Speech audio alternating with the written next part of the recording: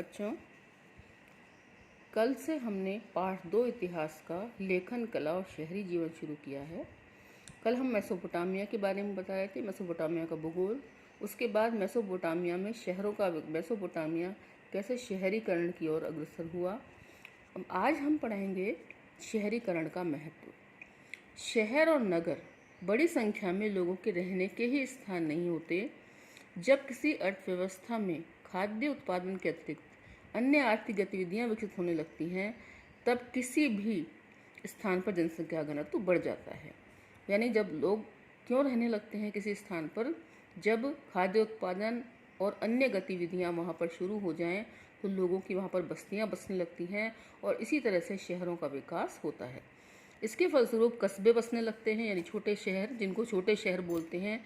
ऐसी परिस्थिति में लोगों को कस्बों में इकट्ठे रहना और उनके लिए फ़ायदेमंद सिद्ध होता है, विशेषतर इसलिए क्योंकि शहरी अर्थव्यवस्थाओं में खाद्य उत्पादन के अलावा व्यापार, उत्पादन और तरह तरह की सेवाओं की महत्वपूर्ण भूमिका होती है। यानी कि जो लोग बाग एक साथ जब इकट्ठे रहते हैं तो बहुत सी अर्थव्यवस्था की बहुत सारी चीज़ें शुरू होती हैं, जैसे कि खाद्य उत्पादन के अलावा व्यापार भी शुरू होता है और उत्पादन की अन्य गतिविधियां। कई लोग जो है उत्पादन में योगदान नहीं देते, उत्पादन नहीं करते, लेकिन वो परिवहन वगैरह की व्यवस्था करते हैं। कई लोग पैसे का भी, यानी उसमें उत्पादन क्रिया में पैसा लगाते हैं। कई लोग कारखाने वगैरह लगाते हैं। कई लोग मजदूरी का काम करते हैं। तो इस तरह से कई सारे लोगों को की आवश्यकता पड़ती है, कई सारे लोगों को रोजगार मिलता है। इस तरह से लोग आकर रहने लगते हैं।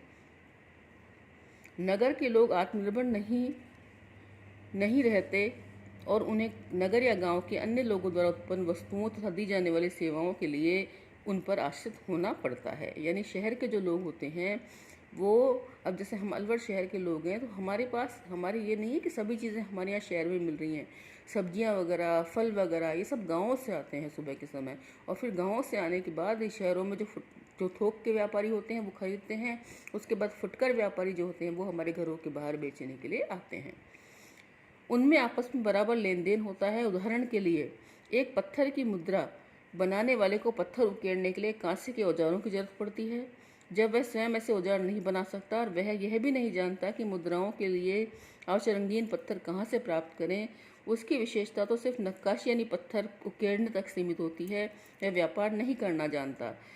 कांसे के औजार बनाने के लिए वह धातु तांबा या रांगा लाने के लिए खुद बाहर नहीं जाता। साथ ही उसे ईंधन के लिए हरदम लकड़ी के कोयले की जरूरत रहती है। इस प्रकार श्रम विभाजन शहरी जीवन की विशेषता। यानी एक अगर कोई दुकानदार है, अब जिसमें से मुद्रा बनाने वाले को का है, तो उसको धातु वो किसी और से खरीदता है। धातु का परिवहन कोई और व्यक्ति करता है। उस धातु कहाँ मिलती है ये उसे पता नहीं है। उसका काम तो केवल उस धातु को गढ़ना है, यानी उसको नक्काशी करना है उसके ऊपर। तो इस तरह से श्रम का विभाजन है, कोई कुछ काम कर रहा है, कोई कुछ काम कर रहा है। इसके अलावा शहरी अर्थव्यवस्था से एक सामाजिक संगठन का होना भी जरूरी है।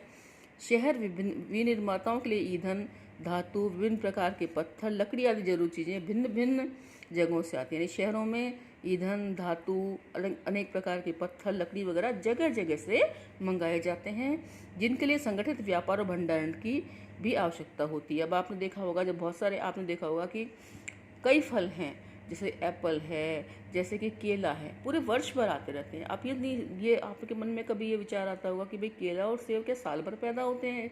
जैसे आलू है सब्जी में, टमाटर है, पूरे वर्ष आते रहते हैं।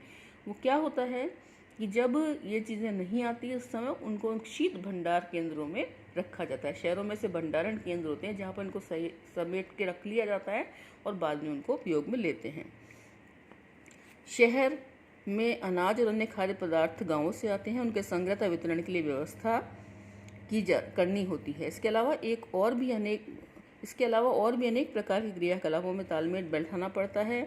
मुद्रा काटने वालों को केवल पत्थर ही नहीं, तराशने के लिए औजार और बर्तन भी चाहिए। जाहिर है कि इस प्रणाली में कुछ लोग आदेश देते हैं और दूसरे उनका पालना करते हैं। इसके अलावा शहरी अर्थव्यवस्था को अपना हिसाब किताब लिखित रूप में रखना होता है। शहरों में माल की आवाजाही। मेसोपोटामिया के खाद्य संसाधन चाहे कितने भी समृद्ध रहे हों, उनके यहाँ खनिज संसाधनों का अभाव था। यानी कि उनके यहाँ पर खनिज संसाधन जो थे वो पर्याप्त मात्रा में नहीं थे। दक्षिण के अधिकांश भागों में औजार, मोहरें और आभूषण बनाने के लिए पत्थरों की कमी थी। उनकी खजूर और पोपलार के पेड़ों की लकड़ी गाड़ियाँ, गाड़ियों के पहिए या नावें बनाने के लिए कोई खास अच्छी नहीं थी। यानी उनकी जो लकड़ी थी वो मजबूत लकड़ी नहीं थी जिससे कि वो ये चीज़ें बना सकें। और औजार, पात्र या गहने बनाने के लिए कोई धातु यहाँ उपलब्ध नहीं थी। इसलिए हमारे विचार से प्राचीन काल के मेसोपोटामियाई लोग संभवतः लकड़ी, तांबा, रांगा, चांदी, सोना, सीपीसी मतलब शंख जैसे जो चीज़ होती है और विभिन्न प्रकार के पत्थरों को तुर्की और ईरान अथवा खाड़ी पार के देशों से मंगाते थे, जिसके लिए वे अपना कपड़ा और कृषि अन्य उत्पाद काफ़ी मात्रा में उन्हें निर्यात करते, यानी उन्हें ये चीज़ें बेचते थे जिसके बदले में वो चीज़ें मंगवाते थे।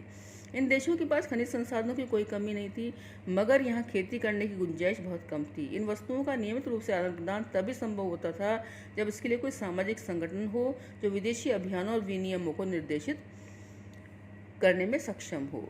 दक्षिणी मेसोपोटामिया के लोगों ने संगठन स्थापित करने की शुरुआत की, यानी कि जब व्यापारी लोग आदान प्रदान करते हैं, एक निश्चित संगठन होता है, व्यापारियों के संघ होते हैं जो सामान को मंगाते हैं और बेचते हैं। शिल्प, व्यापार और सेवाओं के अलावा कुशल परिवहन व्यवस्था भी शहरी विकास के लिए अत्यंत महत्वपूर्ण होती है। परिवहन के साधनों की भी बहुत आवश्यकता होती है। भारी भारवाही पशुओं की पीठ पर रखकर या बैलगाड़ियों में डालकर शहरों में अनाज या काठ कोयला, लकड़ी का कोयला लाना जलाना बहुत कठिन होता है क्योंकि उनमें बहुत ज़्यादा समय लगता है और पशुओं के लिए चारे आदि पर भी काफ़ी खर्च होता है। शहरी अर्थव्यवस्था का बोझ उठाने के लिए सक्षम नहीं होती, इसलिए परिवहन का सबसे सस्ता साधन जो होते हैं वो जलमार्ग होते हैं। आप 10th क्लास में पढ़ के आए थे कि परिवहन का सबसे सस्ता साधन जलमार्ग क्यों है, क्योंकि जलमार्ग के लिए हमें सड़कें नहीं बनानी पड़ती और सड़कों की मरम्मत नहीं करनी पड़ती। अनाज की बोरों से लदी हुई नावें या बजरे नदी की धारा अथवा हवा के वेग से चलते हैं जिसमें कोई खर्चा नहीं लगता, जबकि जानवरों से माल की ढुलाई की जाए तो उन्हें चारा खिलाना पड़ता है। पुराने मेसोपोटामिया की नहरें और प्राकृतिक जलधाराएं छोटी बड़ी बस्तियों के बीच माल के परिवहन का अच्छा मार्ग थी। और आगे इसी अध्याय में मारी नगर जो का विवरण दिया गया है उसे पढ़ने से स्पष्ट हो जाएगा कि फरात नदी उन दोनों व्यापार के लिए विश्व मार्ग के रूप में कितनी अधिक महत्वपूर्ण थी।